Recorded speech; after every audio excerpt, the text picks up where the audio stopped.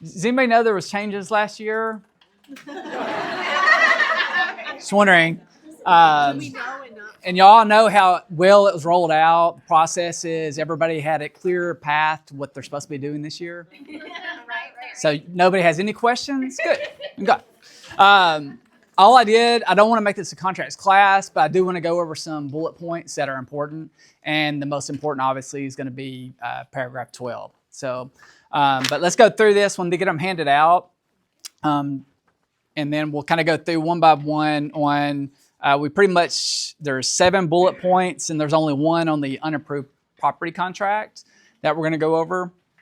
So first one is going to be this one's not that big of a deal. So Natural Resource Leases under paragraph 4. You have that? All right. So the term geothermal has been added to the definition of natural resource leases, reflecting the 2023 law change granting property owners rights to geothermal energy beneath their land. Okay. So number 2, under survey requirements. Does anybody here know what the change is on the survey compared to what y'all been doing the last 30 years? Yes. You don't have to have it notarized. Right here. So, yeah. T-47 Affidavit or T-47.1 Declaration. Yes. So, no, you do not have to have them notarized. So, and so that was a change that last year that a lot of people paid more attention to the compensation.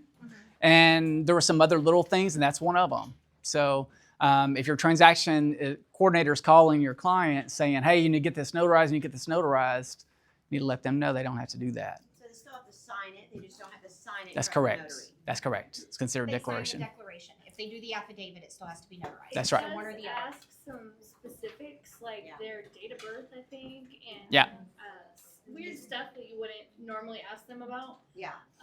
So it's a but it different can't be DocuSigned.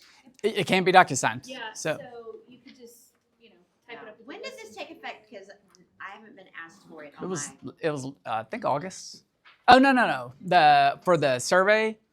It became mandatory January 3rd. The documents were released in like November. Yeah, December. we actually had some classes on it, and when they announced the changes. So, but that's new and that's a big one. So if you have any questions, your clients, that's an option. They don't have to run to the bank or try to find a notary anymore. So, okay, mold remediation. Sellers must provide buyers with copies of any mold remediation certificates. That is 6E. Sellers must provide buyers with copies of any mold remediation certificates issued within 5 years preceding the sale of the property. This requirement is explicitly stated in the contract. So, did anybody here have clients that had a flood property that actually went through the whole process and got a mold certificate? Remember, that was a big deal after Harvey. Some people said you needed it. Some people said you didn't. We had people come and talk that had a lot of experience from Louisiana here in the office. And they said you did, and then one said you didn't. Some people have them, some people don't. If you have that documentation, you do have to provide it.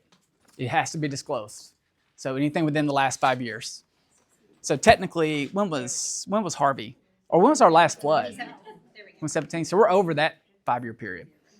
So if there's any kind of flooding on the property, any kind of mold remediation, if you have that certificate, it's always best to disclose it anyways, right? You want to disclose everything. Now you have to disclose this if you have any kind of certificate. So required notices. This section now includes specific examples of required notices. Failure to provide these notices may grant buyers certain remedies, such as the ability to terminate the contract. And that was the change where, they're not on here, but it's the PID, the water district, how you don't have the water district form anymore. So now the notices are listed on there, right? Broker compensation, 12A.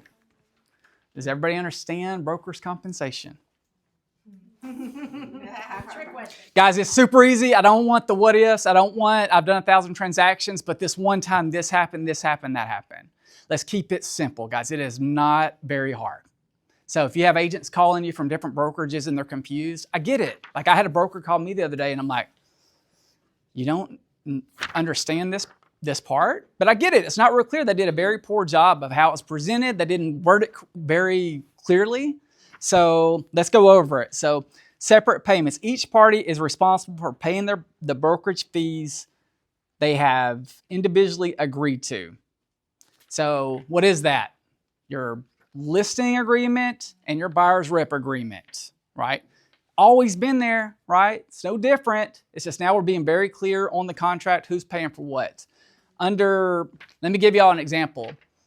If you contact a homeowner a listing agent this afternoon, and you ask them if their seller is, or if their brokerage is compensating the buyer's agent, which option are you going to fill out? Does anybody know? Under 12A, when you're submitting your offer. So they're paying a broker's compensation. It's nothing.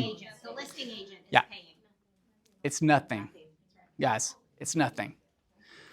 When would they pay, if you put nothing on there, if you send it in blank, what other form do you have to have? Or do you need one? Good. That's all you have to do, guys. So if it's blank, you have to have the broker's compensation form. That's your agreement, right? So that's your agreement. They've got a listing agreement with the seller. This is your agreement with that brokerage. So that is very clear. No question about that. When would you choose B? If the seller's gonna pay them directly?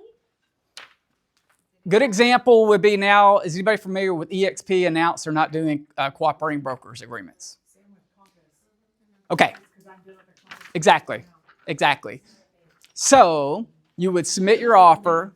I'm sorry? She told me I needed to change that, and I said, well, no, I sent a broker compensation, because my broker, this is your stuff with the seller, not with my broker. Correct. And I was like, okay, so I have to change it in my 1 to 4. Yes, absolutely.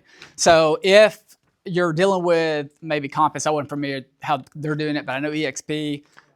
If the seller, on their listing appointment, let me explain a little bit better. On their listing their appointment, they go with a seller, an EXP agent. They don't do cooperating broker, so they give the seller the option.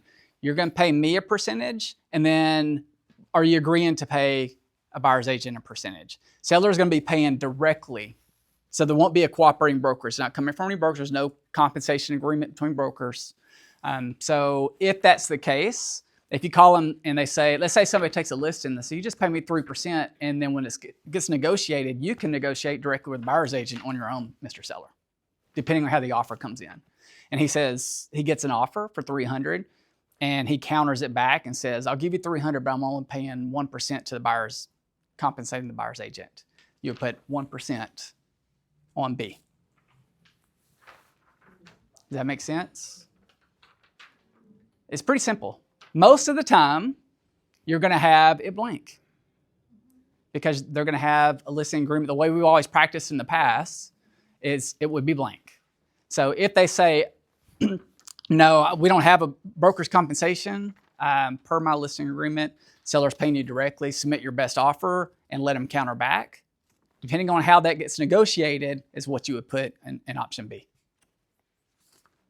So if you would do something, let's say you're the listing agent, I just want to caution you about one thing, and you let a contract slide where you had 3% here, and you had 3% on page 10 and 3% on a broker's compensation agreement, you just agreed that our brokerage was paying them 3% and your seller was paying 3%.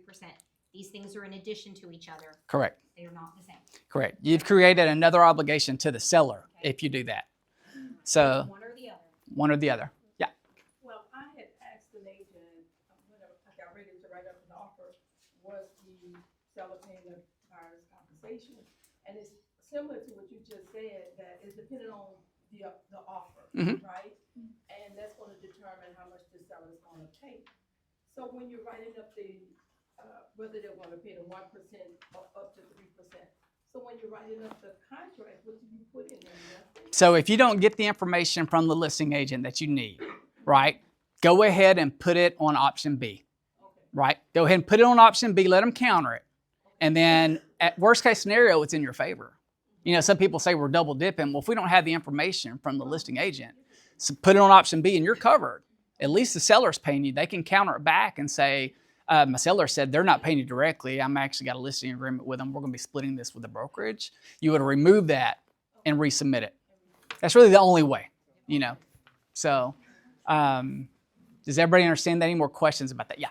So if I'm the listing agent and I have my seller agreeing to pay me 6% and I'm cooperating and I get a buyer submitting an offer asking for their 3% for the buyer with the between broker, and they're asking for $7,500 or whatever for buyer's expenses, that would still go under B.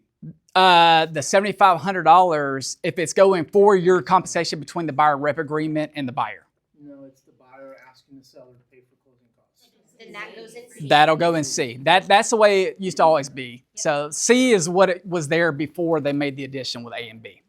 So those closing costs, the regular closing costs, as long as it's not you're doing it for compensating the buyer's agent. That's what B's for. The good thing is the 2406 is now gone. Yes. Correct, and that was very confusing. And I still don't think that 80% of the agents really understood exactly how to use that form. We did. We had lots of classes. We kind of figured it out really fast. But I'm glad that that's gone. Yep. So I'll be honest with you. The last 2 months, it was exactly kind of what we talked about. Like, look, I know this is scary. We talked about the whole year last year, and it was like, what about this? What about that? What about this? Like, we'll figure it out. Guess what? I think we kind of all figured it out. I don't get a whole lot of questions about it anymore, even with the new contract on January the 3rd. Just a few questions. There was some confusion. We got it cleared up really fast. Just like the first time that we had one of these conversations about it, all hell broke loose. It was like, yeah, but what about this? And what about the builder over here and this? And there was just a lot of confusion, and a lot of the brokers weren't on the same page because a lot of it is how we perceive it, right? And who you're talking to. We had title companies calling us asking how we were doing it because brokers were calling them asking how the other brokers were doing it. Like, it's kind of crazy, you know? Like this just doesn't make sense, but that's what happened. And so it's really simple, guys. This is a new way of doing it. Embrace it and just move forward with it.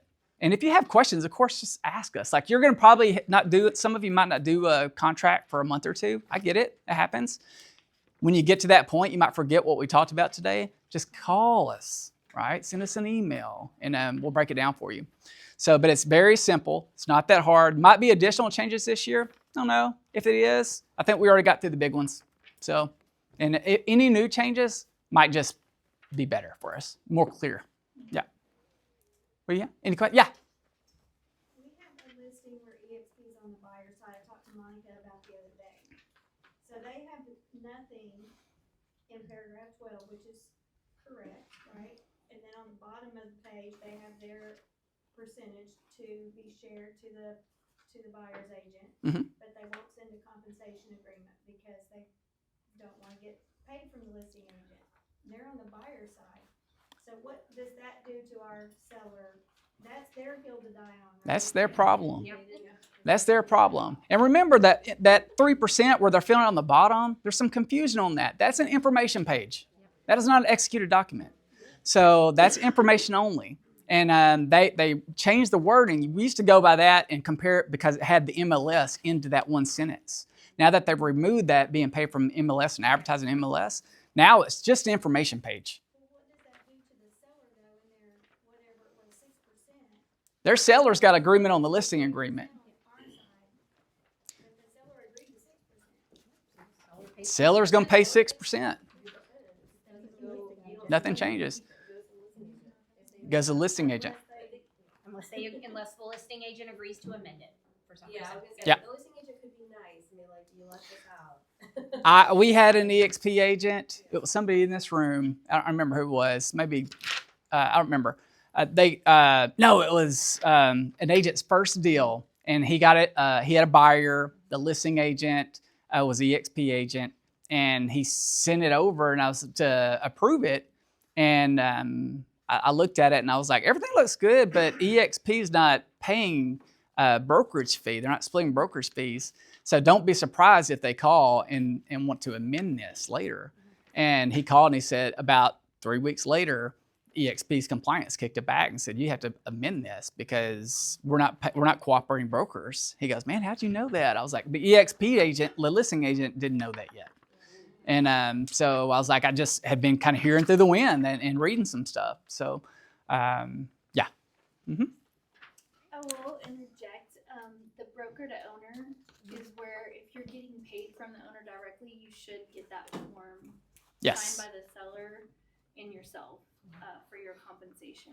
If it's Yeah. like an EXP listing, that's how I do it. Yeah. And it just basically, the seller is agreeing to pay you your 3% as a part of your contract. Yeah, yeah. I don't believe that's in our compliance right now. I need to check in and see on that. And that was one thing we talked. Be sufficient now for that? That's essentially what it is in the contract. This one's between the agents. So Yes, but the seller signs the contract. Yeah, on 12 yeah. days. So Yeah. does that get rid of the need for that? Yeah, Yeah. yeah. Don't need that. So, Okay. yeah, yeah. So it's a little more clear. Like there were so many, and I guarantee you, since you said that, there's some agents here going, oh yeah, yeah, I remember that form. And so yeah, so now we don't need that. Okay. So it's not on our compliance. 24/6 is gone and broker to owner is gone. That's great. Yes. So, yep. And And then unimproved contract. unimproved contract. Right up here. There we go. Yeah. I'm more confused than ever. So, back to this. Okay. If I am a listing agent and we're paying the buyer's agent 3%, I no longer have to do that extra page No. of compensation. And so in here, you're saying, be careful that I don't double dip. Monica, so, Not on the listing side. Yeah, almost. but this is the purchase agreement. Yes. Okay, so in paragraph 12B, then we just do 3%, and that's how we always used to do it. Is that what you're telling me? No. No. It would be blank. You wouldn't have anything here. Okay. If the listing agent has a listing agreement where they're paying the buyer's agent, then you won't have anything in this paragraph. Okay. Right. If And the no seller. other documentation to even. You do have to have the broker's compensation form, the 2406. Now, is that the one that you can't completely fill out till you sell it, but you're having us sign now? I don't understand what the. We'll talk That- more about broker that- compensation. The broker's compensation is where the agent signed, not the seller or the buyer, right? The broker's compensation, remember, don't worry about the broker's addendum, the one that is not here anymore, the 24. That one's gone. Okay, I understand that part of it. The broker's compensation form is an example of what used for leases in the past. Right. We do need that Okay. with the contract. Is that the 2402? Because the 2406 was the. Is it 24 too? Yeah, broker's compensation. Yeah, not the addendum for brokers. Are we talking about two different things as far as broker's compensation for leases? No, it's still. That's separate. Is No. that the same now? Same. Yep. See me after class. Yeah, yeah, yeah. All my paperwork gets kicked back all the time, and every time it comes back, it's different than what it was before, so I just. Yeah, it's not our fault on the changes. Yeah. I know, I'm I mean, we just have to roll with it. Yeah. And I just feel like here, the commission could even be a part of the contract for many years, and so now I just wanna make sure I understand. Yeah, absolutely. And I'm not double dipping, am I? No, we know. No, I think the confusion on that, and then we'll move on, was the double dipping. If some of the contracts that came in recently, everybody was, or some people with other brokers are put 3% on B, but they were doing cooperating brokers agreement. So they shouldn't have done that, because if somebody wanted to fight in the end, they could say, well, you actually owe me 3% and 3% from the cooperating broker. So they're paying a total of 6% to the buying agent. So I don't want to get that confused. There's some brand new agents in here. So, but yeah, I think what's confusing too is when you're dealing with different brokers, none of us really understand what it is they were trying. We knew what we wanted to do on our side. Yeah. But as far as trying to be compliant with the paperwork, it's been crazy. yeah, yeah. I mean, I know, I get it. And so, but it's more simplified now than it was a month ago. So Now we need to go back to making it simple instead of making it. it's pretty simple. I mean, it really is. Like if you just take out like a lot of the questions that you just had and go before you ask your question, we all had it figured out.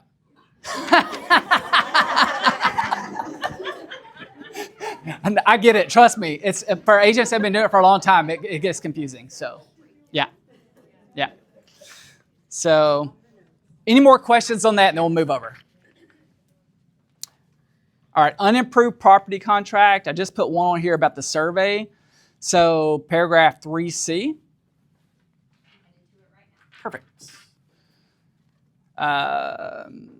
Clarifies that any discrepancies or adjustment to acreage based on the survey must be resolved before the closing date. The buyer may terminate the contract if the adjusted acreage significantly affects the property value or intended use.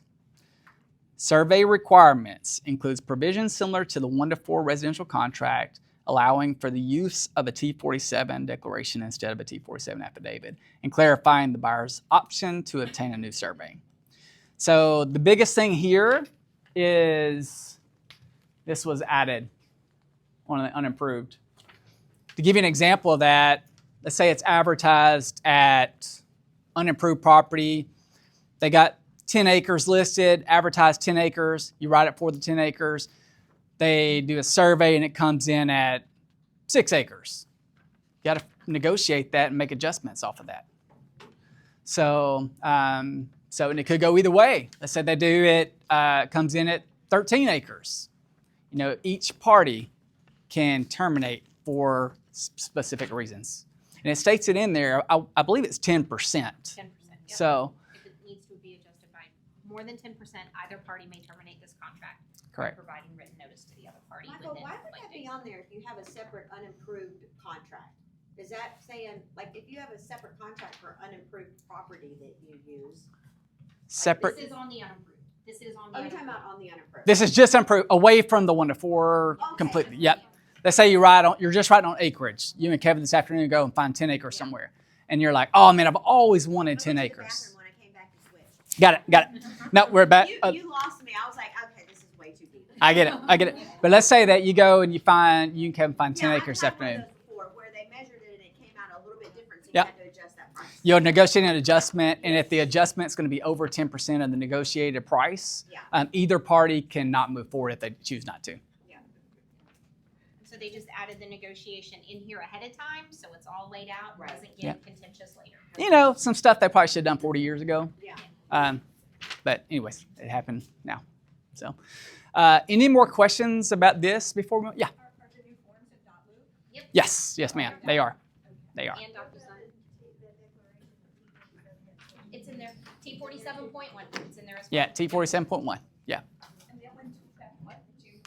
Yes, ma'am. Yes. Yep. If you mark will not be adjusted, does that 10% apply? When it comes up? If you will not be adjusted, the sales price will not be adjusted. The sales The price. 10% does not apply. Yeah. Because it says in there, if the sales price is adjusted. So if you check mark will not be adjusted, then it does not apply. We good? Good. A lot easier than last time. Yeah, good. Perfect. Thank you so much. Thank you. So we do it the old-fashioned way,